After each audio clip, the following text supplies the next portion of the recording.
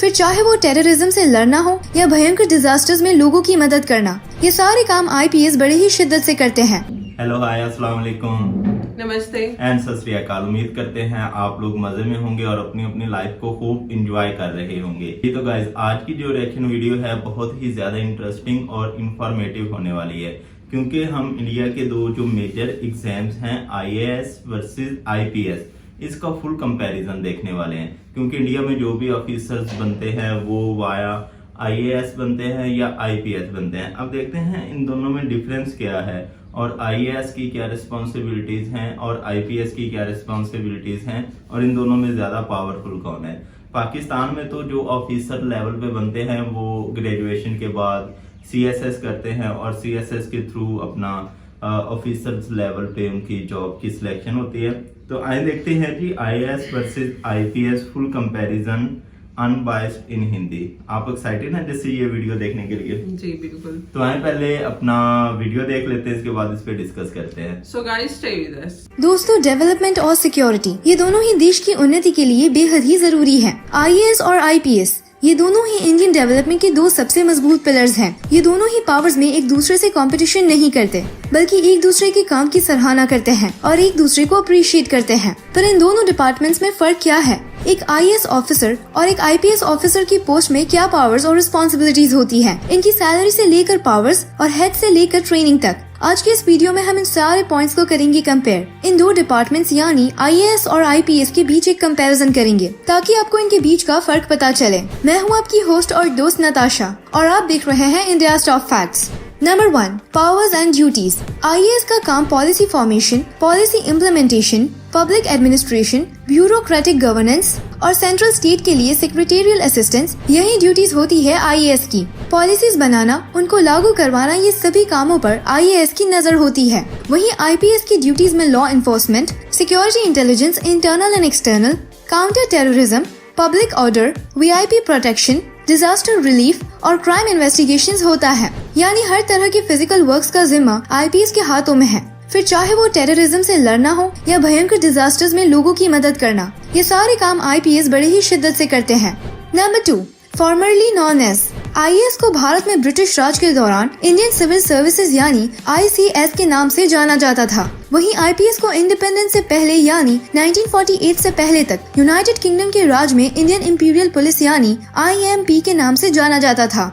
Number 3, founded and establishment date. IAS department को आज से 168 इयर्स पहले यानी 1838 में आईसीएस इंडियन सिविल सर्विस के नाम से एस्टेब्लिश किया गया था। फिर इसे 26 जनवरी 1950 में यानी आज से 70 साल पहले इंडियन एडमिनिस्ट्रेटिव सर्विस आईएएस के नाम से आजाद भारत में शुरू किया गया। वहीं आईपीएस को साल 1905 में इंपीरियल पुलिस के नाम से शुरू किया गया था और इंडिपेंडेंस के बाद 1948 से इसे आईपीएस बना दिया गया। Number 4, head. आईएएस और आईपीएस दोनों डिपार्टमेंट्स के हेड इंडिया के 32वें कैबिनेट सेक्रेटरी राजीव गौबा है, जो कैबिनेट सेक्रेटरी बनने से पहले इंडिया के होम सेक्रेटरी भी रह चुके हैं। Number 5, number of members. IAS यानी इंडियन एडमिनिस्ट्रेटिव सर्विस में कार्डर स्ट्रेंथ यानी कुल मेंबर्स 4926 हैं। वहीं इंडियन पुलिस सर्विस आईपीएस के 4920 मेंबर्स हैं। Number 6, selection per year. हर साल इंडिया में 180 आईएएस ऑफिसर्स और 150 आईपीएस ऑफिसर्स सेलेक्ट किए जाते हैं और इनमें से ज्यादातर उत्तर प्रदेश, बिहार, राजस्थान और तमिलनाडु से चुने जाते हैं। Number 7, recruitment. दोनों ही आईएएस और आईपीएस को हर साल यूपीएससी सिविल सर्विस एग्जामिनेशन के द्वारा ही चुना जाता है। ज्यादातर कैंडिडेट आईएएस को फर्स्ट चॉइस और आईपीएस को सेकंड चॉइस रखते हैं। आईएएस की पॉपुलैरिटी का अंदाजा तो आप ये जानकर ही पता कर सकते हैं कि यूपीएससी सिविल सर्विस एग्जाम को आईएएस एग्जाम्स के नाम से जाना जाता है। Number 8, training. हर न्यूली सिलेक्टेड आईएएस और आईपीएस ऑफिसर को Lal Bahadur Shastri national academy of administration को ही ज्वाइन करना पड़ता है। यहाँ 3 महीने तक कॉमन ट्रेनिंग दी जाती है। फिर इस फाउंडेशन कोर्स के बाद आईएएस ऑफिसर यहीं रुकते हैं और आईपीएस ऑफिसर्स को सरदार वल्लभ भाई Patel national police academy Hyderabad में भेजा जाता है, जहां उनकी आगे की ट्रेनिंग होती है। आईएएस की ट्रेनिंग तो 2 साल में कंप्लीट हो जाती है, पर आईपीएस की ट्रेनिंग खत्म होने में 2.5 साल लगते हैं। आईएएस की ट्रेनिंग ज्यादातर मैनेजमेंट, कोऑर्डिनेशन और एडमिनिस्ट्रेशन पर होती है। वहीं आईपीएस में ज्यादा फिजिकल ट्रेनिंग होती है, जैसे horse riding, parade, armaments training और दूसरी खास चीजें जिनका सीखना आईपीएस के लिए जरूरी है। Number 9, uniform.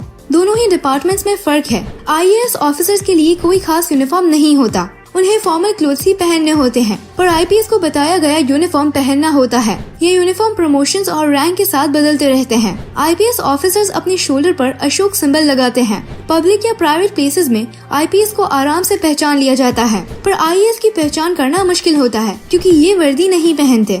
Number 10, salary.